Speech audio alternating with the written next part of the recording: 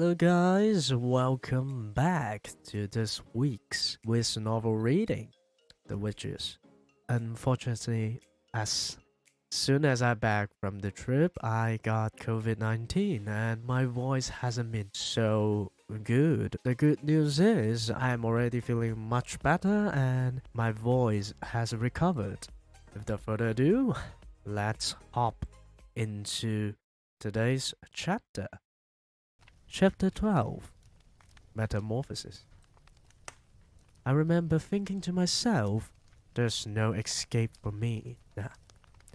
Even if I make a run for it and managed to dodge the lot of them, I still won't get out because the doors are chained and locked. I'm finished. I'm done for. Oh, Grandmama, what are they going to do to me? I looked round and I saw a hideous painted and powdered witch's face staring down at me.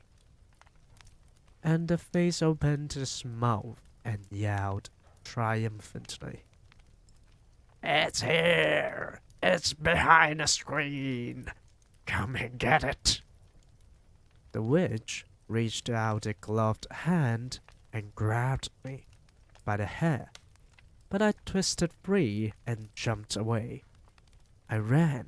Oh, how I ran.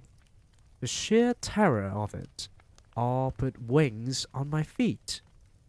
I flew around the outside of the great ballroom, and not one of them had a chance of catching me. As I came level with the doors, I paused and tried to open them. But the big chain was on them, and they didn't even rattle. The witches were not bothering to chase me.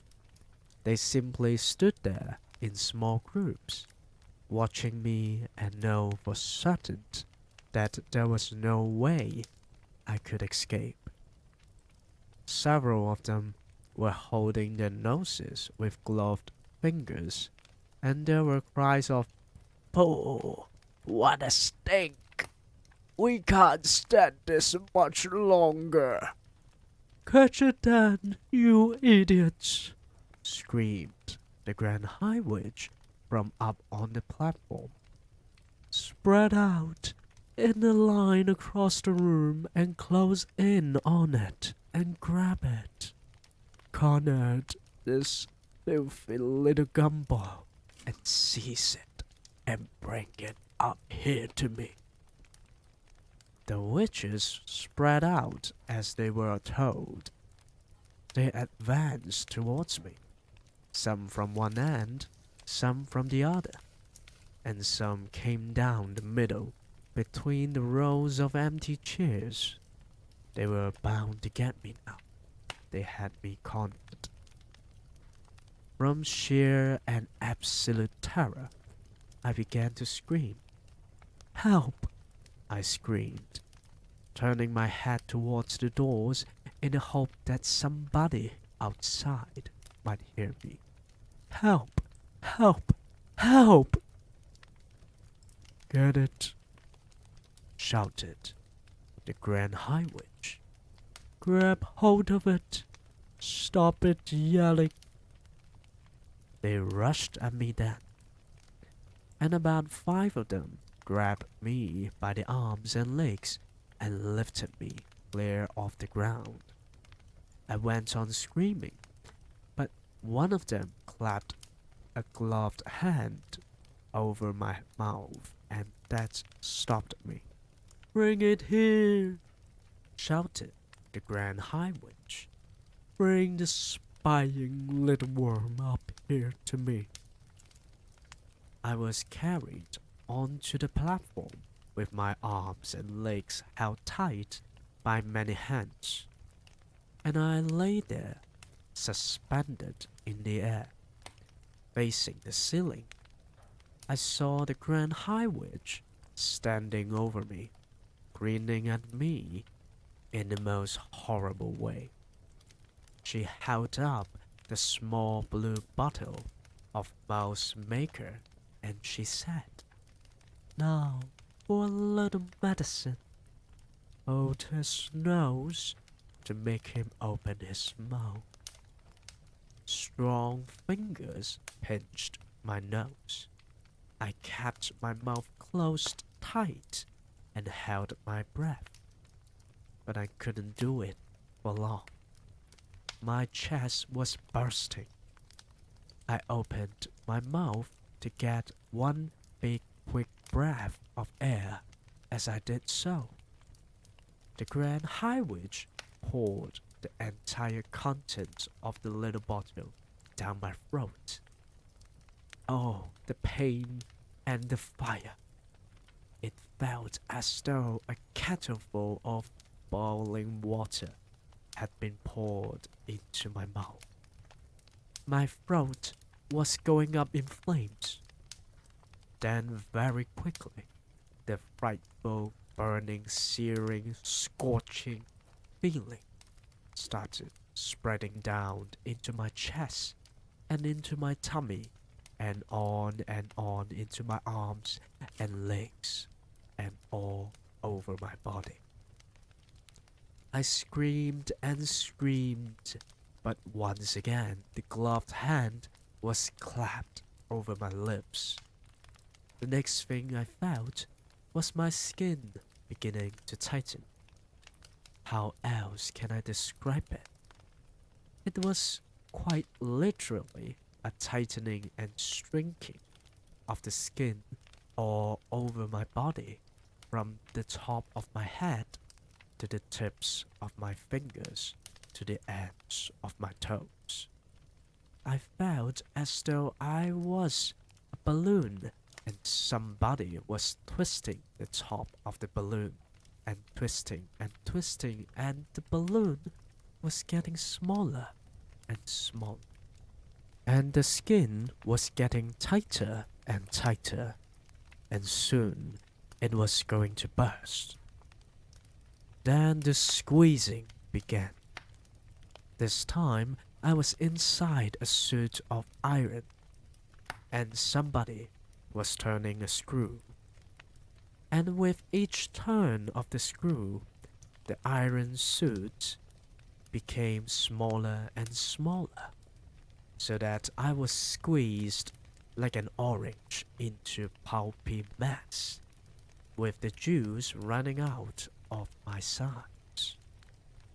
After that, there came a fierce, prickling sensation all over my skin, or what was left of my skin, as though tiny needles were forcing their way out through the surface of the skin from the inside.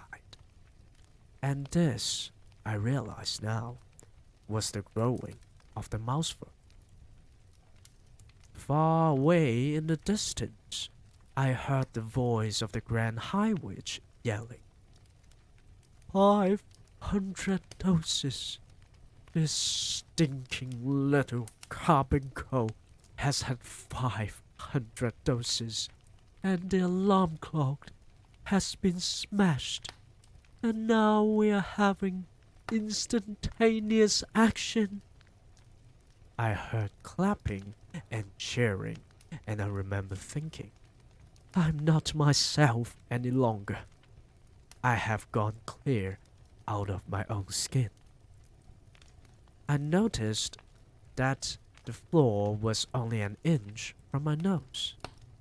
I noticed also a pair of little furry front paws resting on the floor. I was able to move those paws. They were mine. At that moment, I realized that I was not a little boy any longer. I was a mouse.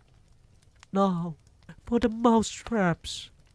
I heard the Grand High Witch yelling. I've got it right here. And here's a piece of cheese. But I wasn't going to wait for that. I was off across the platform like a streak of lightning. I was astonished at my own speed. I leaped over Witch's feet right and left. And in no time at all, I was down the steps and onto the floor of the ballroom itself. and skittering off among the rows of chairs. What I especially liked was the fact that I made no sound at all as I ran. I was a swift and silent mover, and quite amazingly, the pain had all gone. I was feeling quite remarkably well. It is not a bad thing after all, I thought to myself, to be tiny as well as speedy when there's a bunch of dangerous females after your blood. I selected the back leg of a chair and squeezed up against it and kept very still. In the distance, the Grand High Witch was shouting, "Leave the little stink pot alone. It's not worth bothering about. It is only a mouse now. Somebody else will soon catch it. Let us get out of here. The meeting is over. Unlock the doors and shove off to the Sunshine Terrace to have tea with that idiotic manager." So this is the end of chapter 12. There you have it. Our protagonist turned into a mouse. But, quoted from himself, it's not a bad thing after all. Now he's a silent and speedy mover. However, he still needs ways to turn back into a human child. This is all for today, and again, thank you for listening to Wiz Novel Reading. I'll see you next week.